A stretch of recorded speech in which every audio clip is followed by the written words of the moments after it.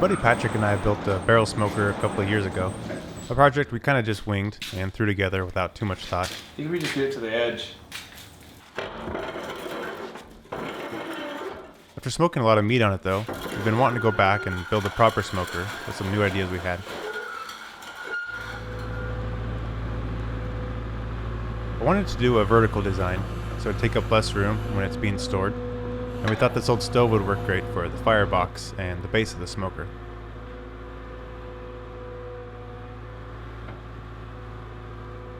Pat and I have been BFFs since the 3rd grade, and now that he lives an hour away in Portland, one of the ways we keep the bromance alive is by blocking off an occasional weekend down here on the farm to work on a project together.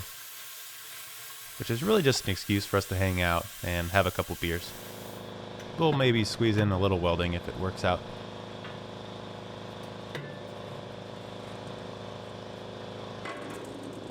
I hacked off the upper part of the stove so we can get a better look at it, and cleaned up the welded on tabs on the inside. Then we measured and drew straight cut lines, and Pat jumped on the plasma.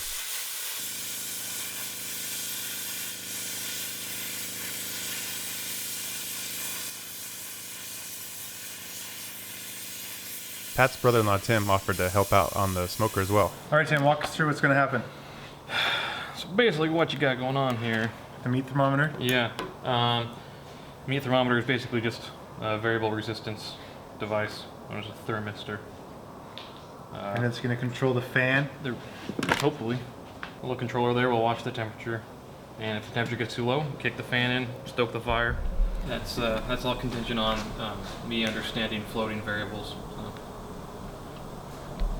You don't understand floating variables? I don't right now. Would another beer help? No. Well, maybe. Tim's an electrical engineer and had some awesome ideas on electronic controls, which I knew nothing about and is all gibberish to me. Even floating variables.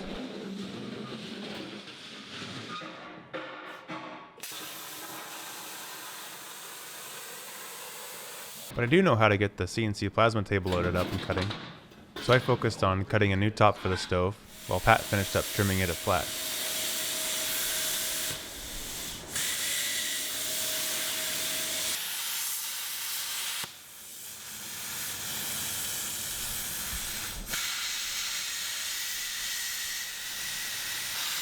It's such a prominent Cheez-It product placement. Delicious Cheez-It.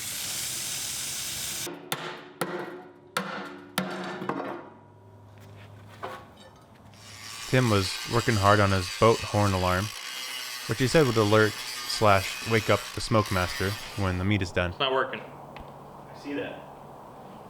You get turn the volume up on the horn. Oh. It wasn't supposed to stay on. Wake up! Meat's done.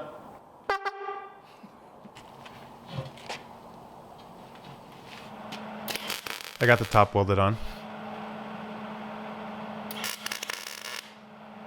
If the sparks are coming out to the side, you're going too fast, and it's not going all the way through.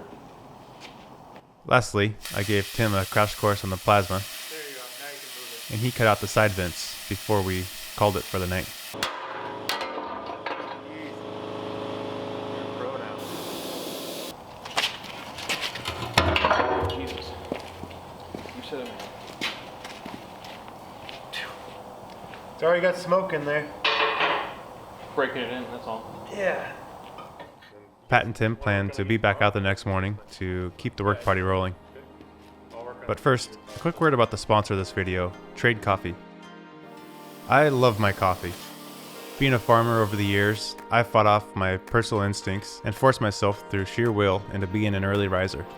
I've learned the thing that helps me the most with getting out of bed at 5 a.m. every morning is knowing that there's a good cup of coffee in the kitchen waiting for me. Trade has partnered with 50 of the best roasters and offers over 400 coffees. A quick 2-minute quiz matches your coffee taste preferences and brewing methods with the perfect brew. It's the freshest cup of coffee you'll ever taste, and it's shipped directly to your door. The thing I really like about Trade is their roasters put a lot of work into ethically sourcing their beans and ensuring their supply chain is one that gets money back to the farmers that grow the beans. That's something I can definitely support. And the pricing is seriously the best part. You won't find a better deal for coffee of this quality. Trade is giving the first 100 people who click the link below 30% off their first coffee. Just click the link in the description below and use my code RAINFALL for the freshest and most personalized cup of coffee you'll have, no matter how you choose to brew it. Thanks, Trade.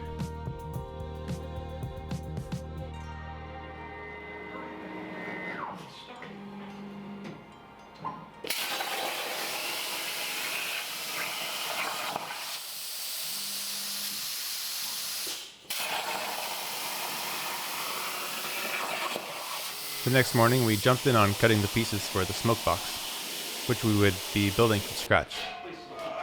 I was hoping to keep all the sides attached with fold lines in one flat piece, but couldn't quite fit all that on the sheet of metal, so I had to cut 2 of the sides detached.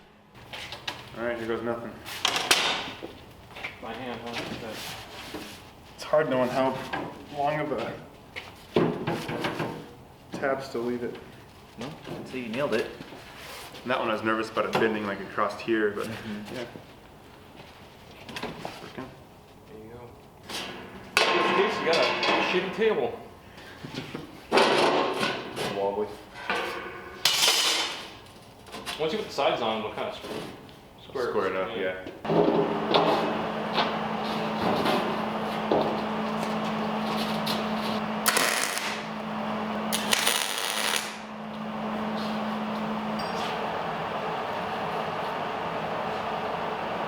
Fall right through with it.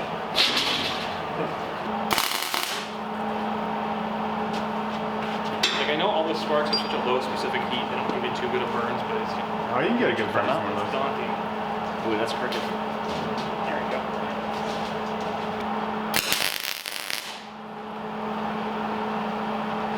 Vamos! We tacked all the pieces together and then fully welded each seam.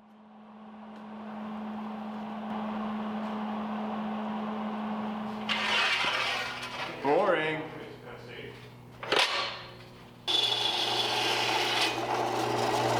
I knew there needed to be some kind of lip around the face of the door to seal against, so I cut some angle that we could weld on around the outside.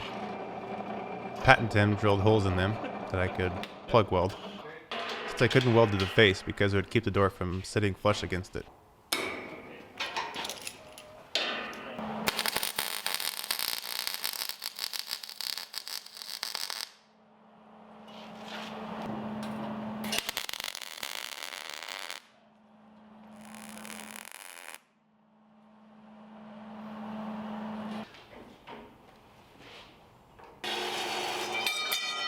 The last thing we wanted to work on before the Portlanders had to head back home was the racks on the inside.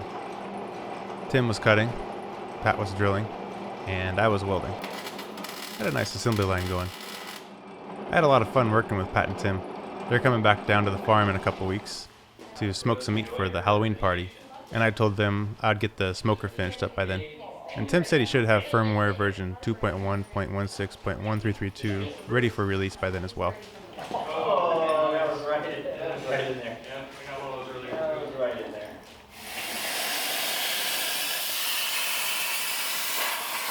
I cut some brackets I could mount caster wheels to. This thing is only getting heavier, and Pat and I could barely move it when we started.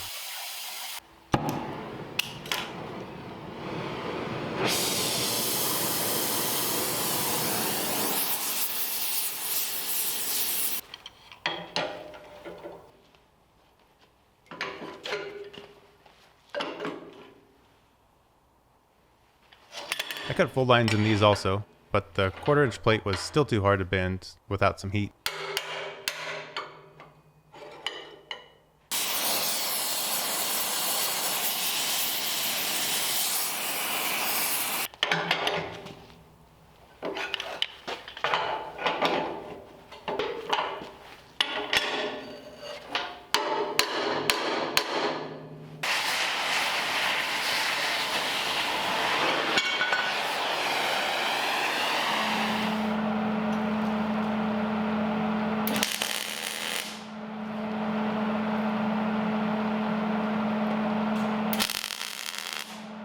I wanted the brackets to flare out a bit to widen the base as much as possible.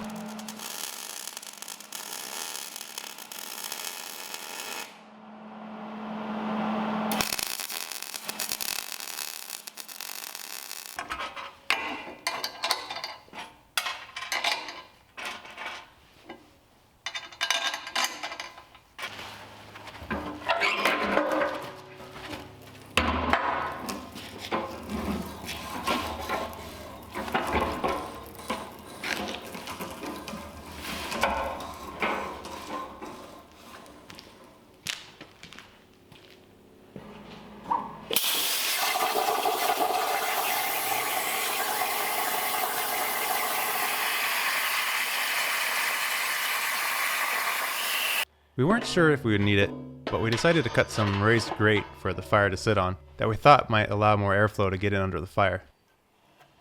They were removable, so we thought we could decide later on whether to use them or not.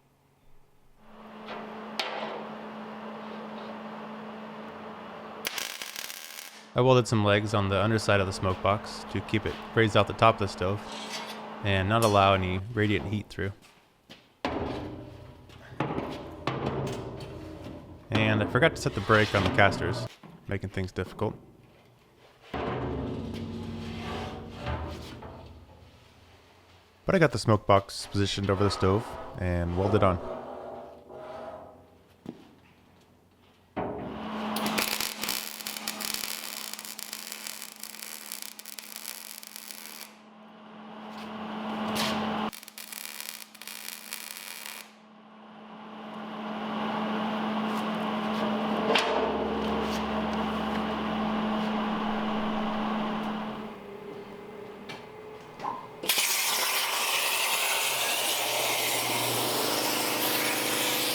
The last thing I wanted to try and get done for the weekend were the two side vents.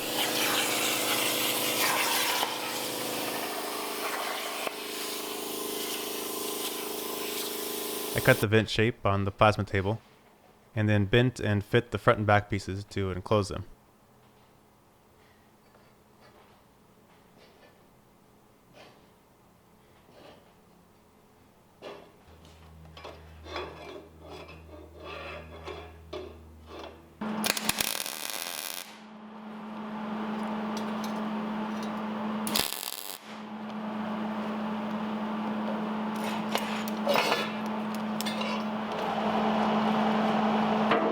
I ground the weld smooth and then carefully positioned the vents over the vent holes before lastly realizing I forgot the ground clamp.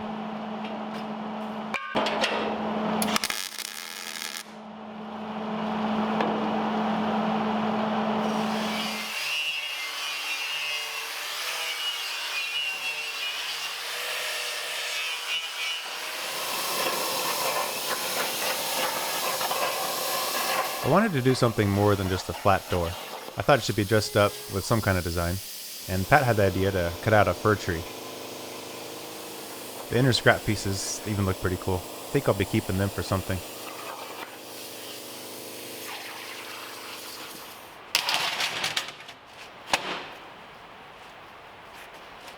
I got the tree cut out, aligned with the backing piece, and plug welded them together.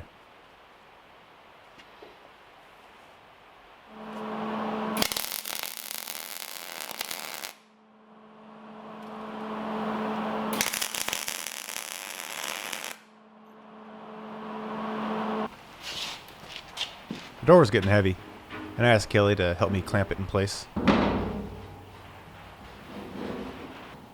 You're caught on that thing right there. And I forgot the dang caster brakes again. It's a kickboxing strap. Okay, you wanna grab the other one?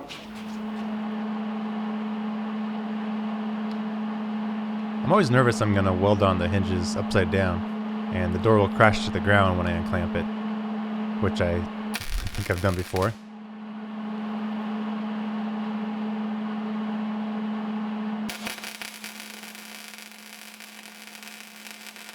I bulged the frame around the tree inward, where I wanted the hinges and latches to go, to help me keep things lined up, and to give it a little bit more strength around the hinges.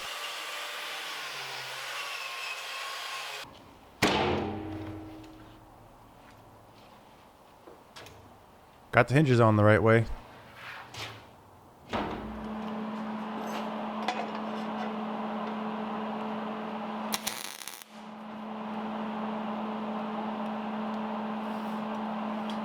I moved on to the smokestack at the top, which I put a little swoop in the bottom of, and I bent and welded a vent cover for the top.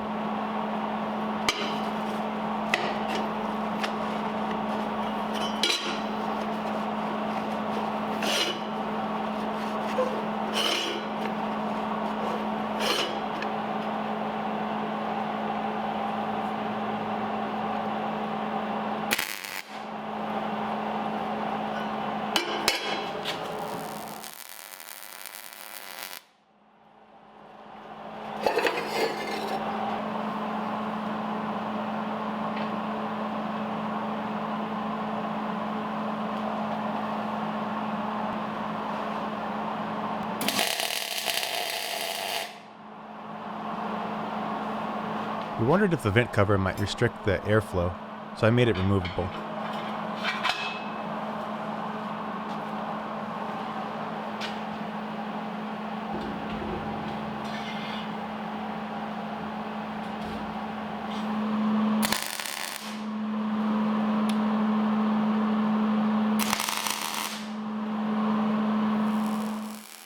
My one little regret on the design of the smoker is flaring the lip for the door outward instead of inward. It hides the hard work I put into the vents and smokestack a little bit. It's not a big deal though. Originally I flared them outward thinking I could put some vice grips around the outside of the door if it was leaking too much when it was closed. I used 3/16" stainless round bar to make the grates for the inside that the meat will sit on.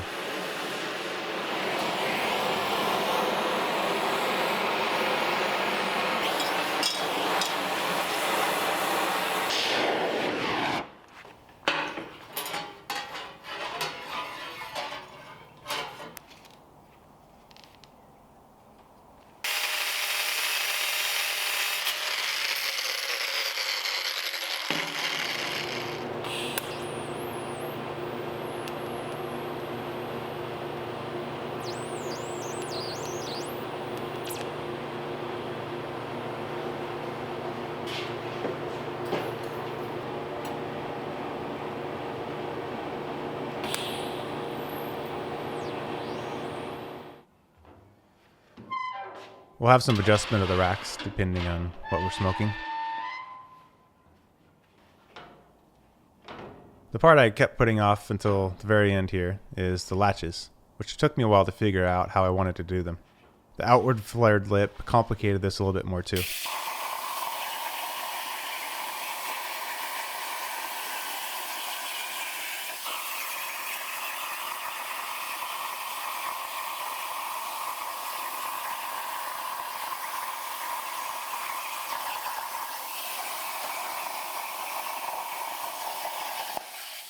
I cut some brackets out of 3/8" plate and heated up and bent the top of them so the handle would angle outward.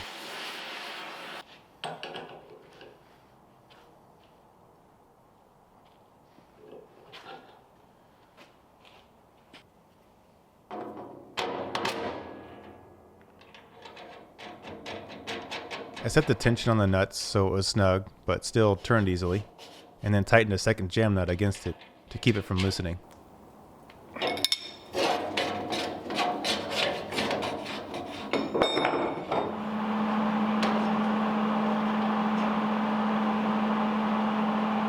I positioned the catch in place and pulled it backward as tight as I could while I welded it.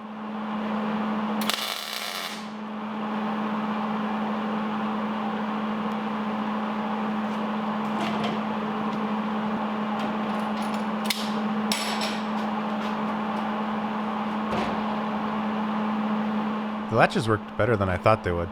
They really held the door closed tightly. I suddenly realized that this project didn't have any rebar incorporated into its design yet, so I fixed that by using a chunk of rebar for handles. Always gotta have a little bit of rebar. The last thing I needed to do to get the smoker ready for some fire and meat was mount a thermometer to the front of the door. I cut an unfortunately galvanized coupler in half and welded it to the door.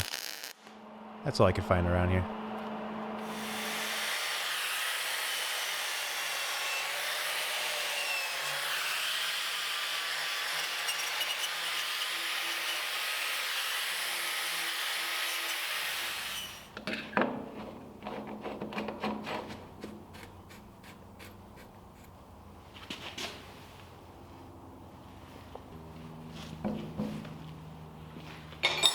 There's a couple things I would like to still do to the smoker eventually, like build some folding shelves on the side and build a box to house Tim's electronics. But it was time to get this thing going. Pat showed up with 2 briskets and trimmed all the fat back to an even layer about 1/2 inch thick across the top and seasoned them with salt and pepper. I also threw together a quick fan mount that bolted to the vent opening on the front of the stove. Tim said we should definitely do something not permanent that can be changed back if his electronic controls didn't work as planned. Tim got everything mounted to a board, complete with buttons to raise and lower both the meat temp alarm and the grill temp, which controls the fan. I was at the end of a very long day working on getting the barn ready for the party the next day, and I knew I wasn't going to make it much longer. But Pat said he was ready to stay up all night keeping the smoker going. The briskets were officially on the smoker at 12:45 a.m. My head was officially on the pillow at 12:50.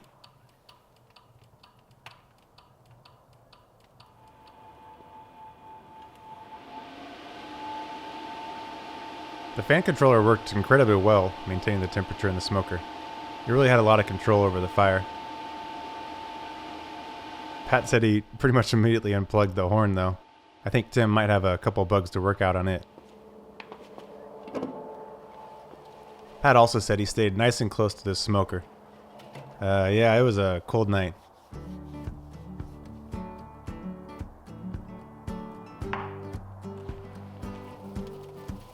He gave the meat a squirt of water every now and then to keep it moist.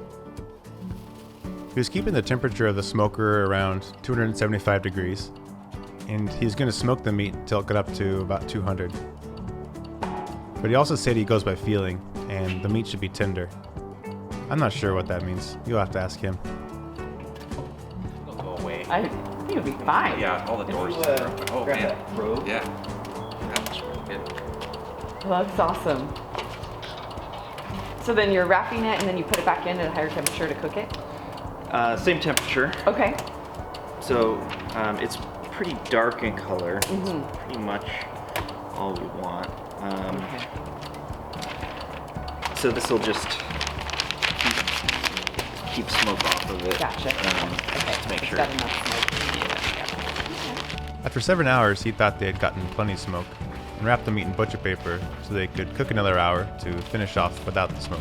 Ooh, Drake thinks it smells good. And they came off the smoker about an hour later and went into an insulated cooler to stay warm until the party later that day. I guess Pat knew what he's doing because the meat was incredible, and the 2 giant briskets were nearly gone by the end of the night. It had a ton of flavor, was really moist, and went down a big hit for sure. I see a lot more smoked meat in our future, especially if I get brave enough to try my hand at running it. Or maybe I should just stick to welding. Lastly, I just wanted to thank Trade Coffee once again for their support, and don't forget to click the link in the description to get 30% off your first bag of coffee. Alright, now what else can I smoke in this thing? Are there any other holidays that revolve around cooking large pieces of meat coming up?